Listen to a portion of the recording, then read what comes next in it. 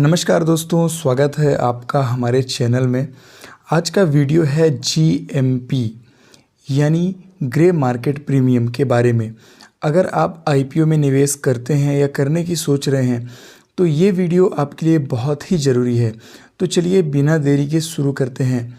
इसके पहले यदि आप मेरे चैनल पर नए हैं तो प्लीज़ चैनल को सब्सक्राइब करें, जिससे आने वाले इन्फॉर्मेटिव वीडियो आपको मिस ना हो। So first start with what is GMP. तो सबसे पहले जानते हैं कि जीएमपी होता क्या है। जीएमपी का जो फुल नेम है ग्रे मार्केट प्रीमियम। आईपीओ के दौरान ग्रे मार्केट एक अवैध मार्केट होता है, यानी अनौपचारिक मार्केट होता है, जहां शेयर उनके लिस्ट होने से पहले ही बेचे जाते हैं और ख़रीदे जाते हैं। यह मार्केट स्टॉक एक्सचेंज के रडार के बाहर होता है, लेकिन इन्वेस्टर के लिए यह एक इंडिकेटर की तरह काम करता है कि आईपीओ की मांग कितनी है। देन बात करते हैं कि हाउ डज जीएमपी वर्क। तो मान लीजिए किसी आईपीओ का इशू प्राइस 100 रुपये है और ग्रे मार्केट में इसका जीएमपी 50 रुपये चल रहा है। इसका मतलब है कि ग्रे मार्केट में लोग उस आईपीओ के लिए 100 रुपये तो दे ही रहे हैं, प्लस 50 रुपये एक्स्ट्रा दे रहे हैं, यानी 150 रुपये का अनुमान लगा रहे हैं। इसका सीधा सा मतलब है कि निवेशक उम्मीद कर रहे हैं कि जब यह स्टॉक एक्सचेंज पर लिस्ट होगा तो यह 150 रुपये के आसपास ट्रेड कर सकता है, यानी 50% यहाँ पे जीएमपी का मतलब ये हो गया।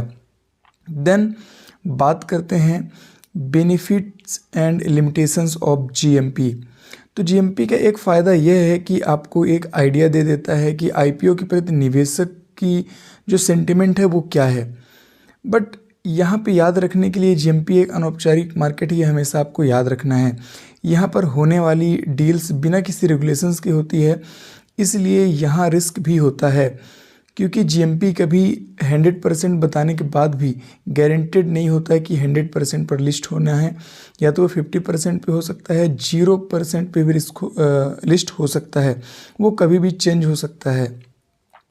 जीएमपी सिर्फ इंडिकेटर है, यह गारंटी नहीं देता कि लिस्टिंग के बाद शेयर की प्राइस बढ़ेगी या घटेगी। कभी कभी जीएमपी ज़्यादा होता है लेकिन लिस्टिंग के बाद शेयर की कीमत गिर जाती है, इसलिए केवल जीएमपी के बेस पे इन्वेस्ट करने से बचना चाहिए।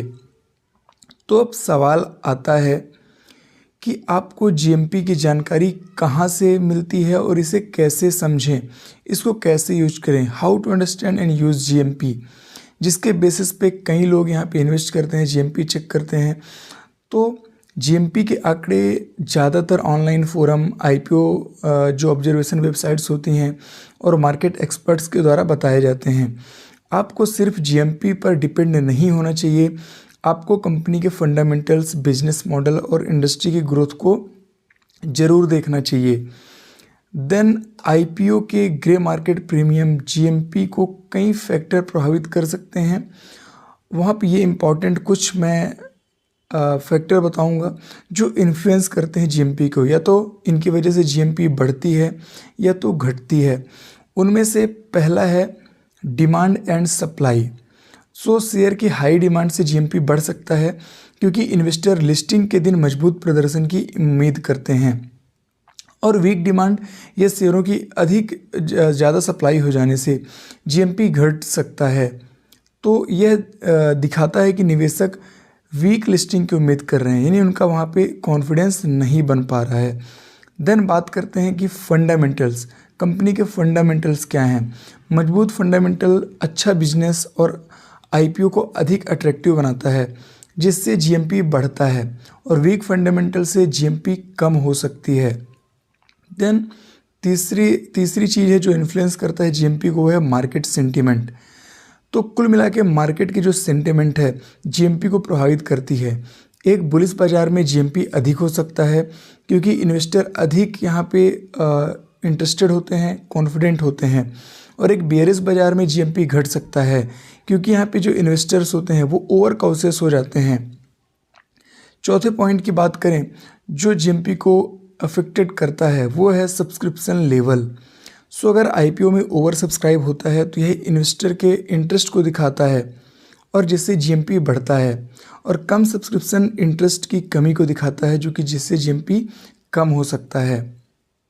पाँचवें फैक्टर की बात करें तो वह है anchor investors and institutional support के लिए, कि अगर एंकर इन्वेस्टर या इंस्टीट्यूशनल इन्वेस्टर स्ट्रॉन्ग पार्टिसिपेशन दिखाते हैं किसी भी आईपीओ में, तो वहाँ पे क्या होता है, रिटेल इन्वेस्टर या नॉन क्वालिफाइड इन्वेस्टर का भी कॉन्फिडेंस वहाँ पे बूस्ट करता है। तो ऐसे में जीएमपी बढ़ सकता है। तो बड़े निवेशकों की जो कमी है वो जीएमपी पर निगेटिव इफेक्ट भी डालेगी, और यदि ज़्यादा इंटरेस्टेड हैं हाई जो नेटवर्थ वाले निवेशक होते हैं, क्वालिफाइड इंस्टीट्यूशन होते हैं, तो वो फिर जीएमपी पे पॉजिटिव इफेक्ट डालती है। देन सिक्स्थ फैक्टर है ग्रे मार्केट एक्टिविटी। अगर ग्रे मार्केट में ज़्यादा इन्वेस्टर हाई प्रीमियम देने के लिए तैयार होते हैं तो जीएमपी बढ़ता है। इसके अपोजिट अगर कम डील्स होती हैं तो जीएमपी यहाँ पे गिर सकता है। देन सेवंथ जो फैक्टर है वो है सेक्टर पॉपुलैरिटी। तो हर समय का, हर सीजन का एक अलग अलग पॉपुलैरिटी होती है। कभी कोई सेक्टर ज़्यादा चलता है, कभी कम चलता है, तो उसके हिसाब से भी यहाँ पे जीएमपी वेरी करता है। देन लास्ट और सबसे इम्पॉर्टेंट चीज़ है प्रमोटर्स रेपुटेशन।